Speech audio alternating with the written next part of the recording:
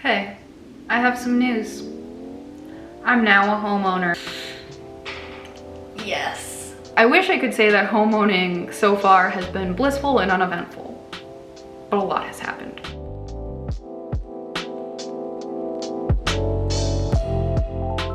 Yeah, me and Casey bought our first house together. We've actually been here for a while. We packed up all our stuff. Where's all our stuff? Noodles? Justice, it's time to go. Come on! Buy apartment. It's our first home. It's okay. Next one's better. And drove across the country. We did it in one go.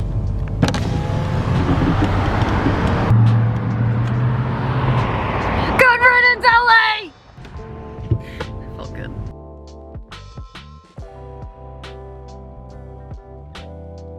Justice, you're gonna love your new castle.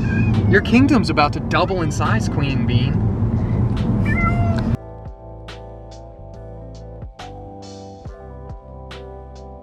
How are you doing in the back? Noodles? Did you poop? This air freshener is doing work. Noodles. I'm a smelly little guy. I'm as smelly as I am cute.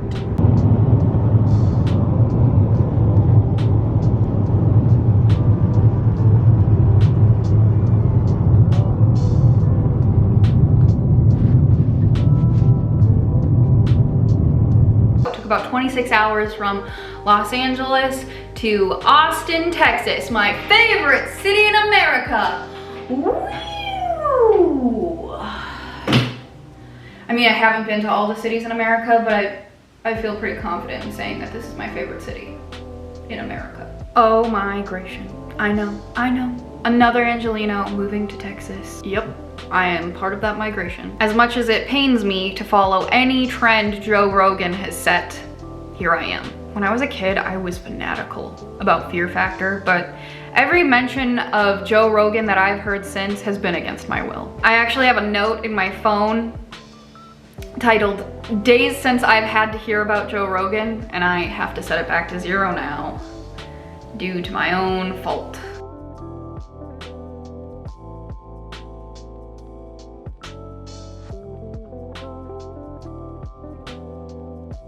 My husband is originally from Texas, so I don't know. I'm not saying that I expect to be welcomed. I mean, I get it. Austin used to be the coolest little place that no one had ever heard about. It's still cool, just more people know about it now. We looked at 6 or 7 houses, I think, maybe.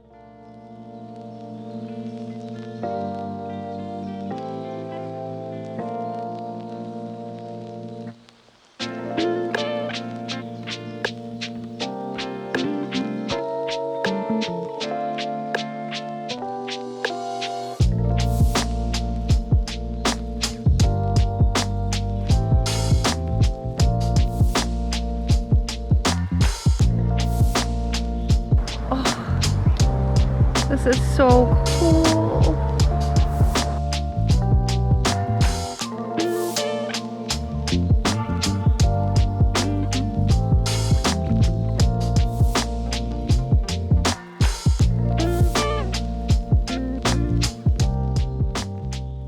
But this is the one that made my face light up when we walked in the door.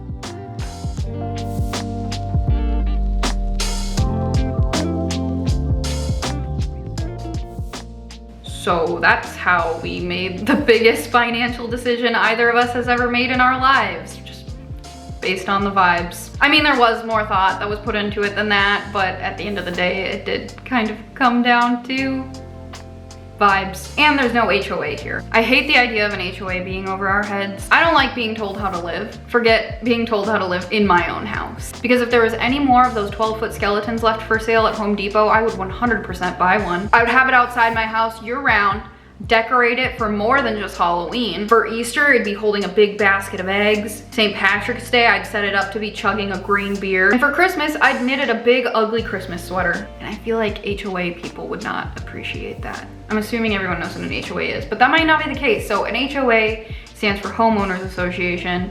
You pay a monthly fee to the association that your house is a part of, and they tell you you have to mow your lawn or that you can't paint or decorate your house in a certain way. There's also community resources that everyone gets access to, but a lot of the times with HOAs, I was seeing they were things that I would never use. So like, why would I want to pay for a gym membership that I know I'm not going to use? You know, like, be honest with yourself. So an HOA is kind of like going to dinner with friends that order a bunch of appetizers that you don't like, you don't want, and you know you won't eat, and then they split the bill evenly.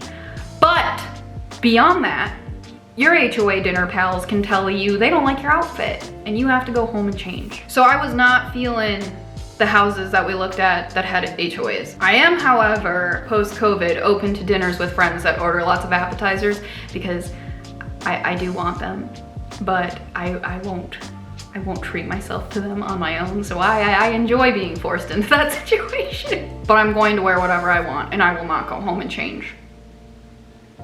I guess if a friend told me I had to go home and change, I just wouldn't come back to the restaurant or the friendship. I haven't lived in a house in a long time, basically since high school. I did live in a basement for a short stint, but other than that, just apartment dwelling. And because of that, I feel like there's just so many things that I don't know about homeowning, things I'm not even anticipating that are gonna come up. So it's been like a wait and see and learn kind of ride so far. First off, we kind of forgot to set up our utilities before we arrived. So we were without power for a few days, which, like, we're camping and backpacking folks, so we can handle that. It's just, was sort of embarrassing, and I was worried that our new neighbors were going to call the cops when they saw us walking around our dark house with just cell phone flashlights. That doesn't look sketchy at all, does it? So, House Owning 101 with Professor Perkins. Set up your utilities before taking up residence. We were too embarrassed to tell family and friends that were like checking in on us, like, how's it going? How's the house? That we forgot to set up utilities. So we told them that we had a miscommunication, like classic sitcom style. I thought Casey was gonna do it. Casey thought I was gonna do it, but really neither of us had an inkling of a thought to do it. It was a farce. And it was a perfect storm because we moved in on Thanksgiving Day, which, by the way, for Thanksgiving, I ate Whataburger twice in one day, so beat that Thanksgiving dinner. You can't. You can't. Anyway, it was a holiday weekend and Austin Energy wasn't open, no one was working. But then the temperatures were heading towards freezing and I was worried about our cats. And so we called their emergency line and everything worked out. It was fine. But, wow. We all have blind spots, I suppose. I've just never been the roommate that set up utilities, or often I was like joining an already existing roommate situation. And when I lived alone, my utilities were just included in my rent. So I wasn't even remotely thinking about it. Our furniture and the rest of our stuff was supposed to arrive the day after we did, but you know, man plans, 2020 laughs, and 2021 has a similar sense of humor. I think everything ended up coming about a week later. We just got all of our stuff. So much stuff. Very much stuff. Such stuff. Many items. Oh, hey, Justice. I unpacked everything. 77 boxes of stuff. I've accumulated a lot of stuff. Being married will do that to you, I guess. Because separately, I feel like neither of us had very much stuff. Especially Casey. Like, this is what his apartment looked like when I met him. And now, suddenly, we have lots of stuff. We did some work on the roof that's above our back patio, reinforced it so that we can hang a hanging chair. I used a power tool, a drill. That was a rush.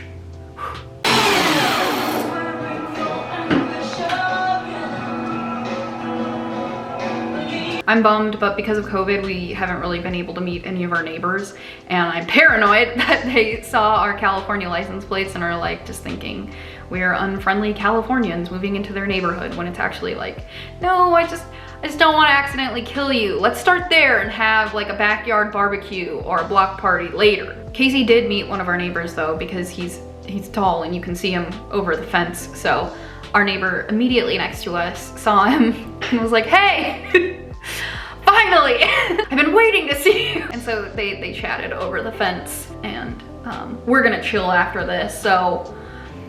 And our neighbor told Casey a fun fact about our house. Part of our house is a converted garage, and it turns out it's soundproof because the woman who was living here before us, she was in a punk rock band, and she converted the garage into a recording studio. So I'm about to watch horror movies in there with surround sound blaring, just really freak myself out. A really cool thing about this neighborhood is that there are a lot of stray cats. There's especially this ginger one that I'm working on him to earn his trust. He's missing the point of one of his ears, but I want to pet him. I watched that documentary, The Cat Rescuers, on Hulu about the people in Brooklyn who trap and then get cats spayed and neutered so as to like try and control the rampant stray cat population in Brooklyn. And I've considered maybe trying to do that here. Maybe just one, you know? I don't know if I'll make it my life goal, but I don't know. I mean, I'm all for spaying and neutering dogs, but I don't know about cats. I want more of them, you know? I'm just kidding, I just really love cats. After I unpacked those 77 boxes and was in the process of putting stuff away, I found a long brown wig on top of a shelf that I could barely reach. So imagine me just kind of blindly grappling, and I grab on to a mound of hairy mess. It's crazy how disturbed you can get just by touching something that you don't even really know exactly what it is. Really took me back to being 2 years old and going through a haunted house when a mad scientist type character forced me to put my hand in a jar of Jello squares. My mom had to carry me out crying. Maybe don't bring 2-year-olds to haunted houses, but that's how I felt in that moment that I touched that brown wig. Something weird and questionable that I should find far more scary than the wig, but for some reason don't, is that I've found hidden knives kind of strategically placed in almost every room of the house. And let me see what you have. No! I guess it is concerning when you know the piece of the story puzzle that the couple that lived here before was going through a divorce, but I don't know, man. Free knives. Anyways, after I broke down all the moving boxes, I put them in our shed with the intention of posting them online for free for whoever wanted to come pick them up. That didn't happen because a family of rats moved in and made their home in and all over them. Cool! I should have known not to do that because, like, in California, you don't want to keep cardboard around because roaches like to eat it. And there's roaches here too, so there's just so many moving parts to moving into your first house that I feel like these sorts of things happen to everybody. Let me know in the comments if you've had any such mishaps happen to you, because that would just make me feel a lot better about myself. Anywho, I didn't want to kill the rats, so we got those catch and release traps. We caught the first rat, no problem. He ate those little pistachios and we let him loose outside of town. I don't want the rat to starve while he's stuck in the trap. So I'm gonna give him a little snack until we can release him into the wild. Because I would appreciate a snack if I was stuck in a trap. But then we decided to leave the shed doors open to try and air out the place, because that little family of rats had really put down roots and poops. So it smelled pretty dank in there. And in doing so, we caught something that we were not expecting. We caught a bird. That was upsetting for me. I can't imagine how a wild caged bird felt about it. We got the bird out. The bird flew away with a belly full of cashews. The only problem now is that the remaining rats have gotten keen to the traps. Rats are super smart, and you kind of have to trick them with something new every time in order to catch them. And I guess we're not as smart as rats because we have not been able to trick the rest of them. So yes, I have a family of rats living in my shed. If you have any advice, I would love to hear it. Because I'm afraid to go in the shed now. Every time I enter I like push the door open and say, hello. If you guys are here, I just want to let you know, just want to let you know that if you skitter across my feet, I will die right here on this floor. I will. Is that what you want? Probably be a big grocery haul for y'all. Just made eye contact with someone that walked by my window. Spicy eye contact. I am afraid of rats, but I also like really identify with them. They're the type of animal that will do anything to survive.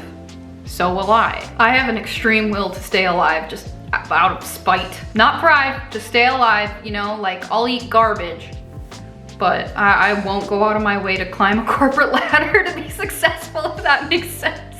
Anywho, I love our house. It's unique and modestly sized.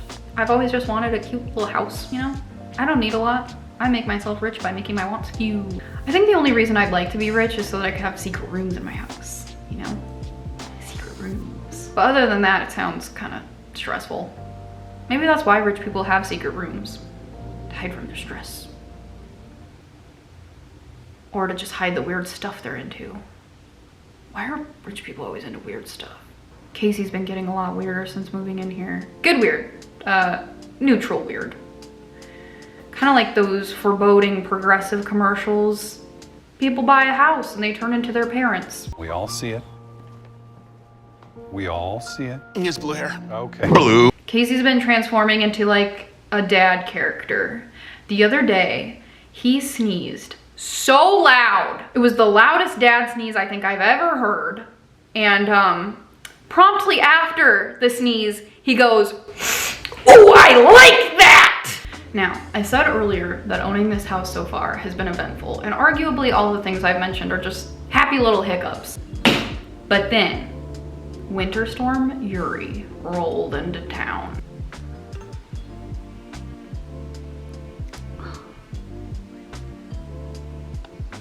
Bubble butt, bubble bubble bubble butt, bubble butt, bubble bubble bubble butt. Ah, don't take it away.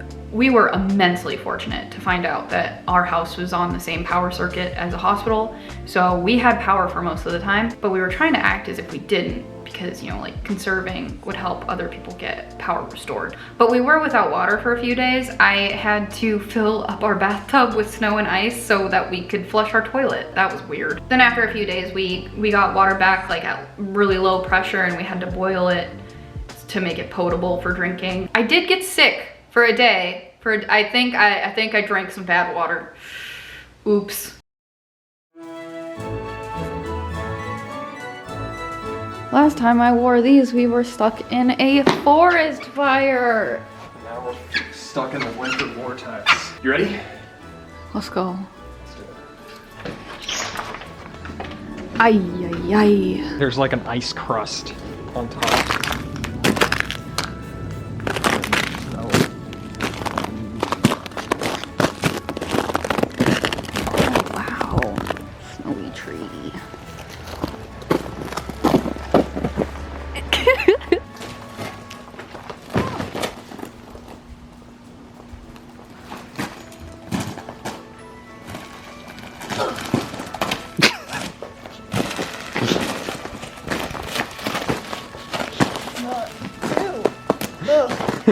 That's a bad idea. And bread. Why is there bread in our yard? I don't know. Saddle ice angel. It does look like me though. It does. Cold and hard. I am soft and warm. Give good hugs. Great hugs. Good soft hugs. What do you think of my snow here? You seem a little underprepared for inclement weather. What are you trying to do?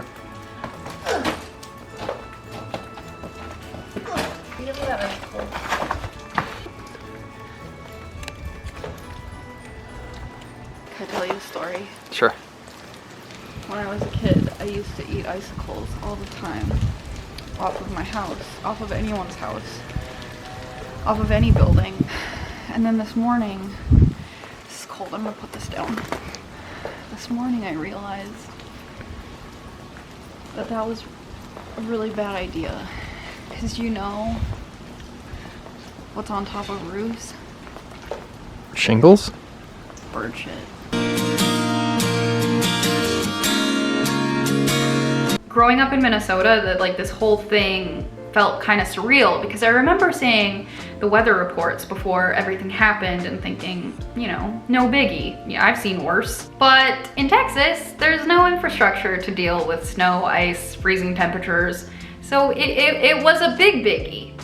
Yeah, big bad biggie. So it resulted in the power grid failing, pipes freezing and bursting, people being without water and electricity for days in freezing temperatures, and people revealing that they really don't care about people that live in red states and that their political affiliation really has everything to do with them feeling intellectually superior and not ensuring a just and equitable society for everyone. Even though, you know, almost 50% of the people here in Texas voted for the blue guy. This is a big state, that's a lot of people.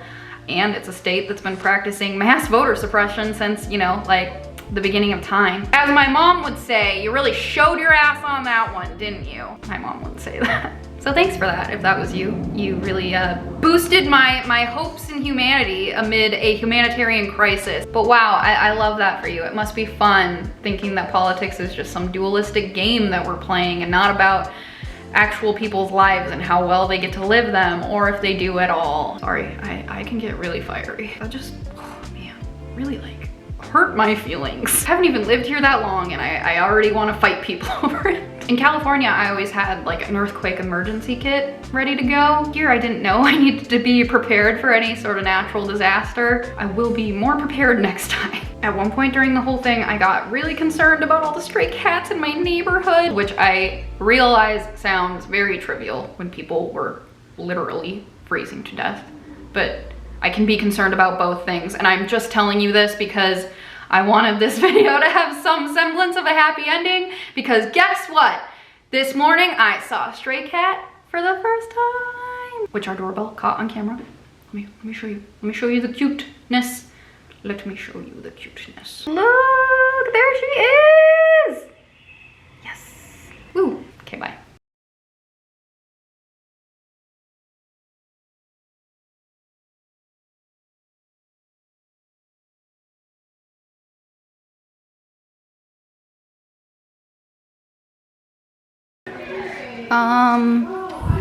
What's in here? What is that? It's a Juster Buster bean! I disturbed her slumber.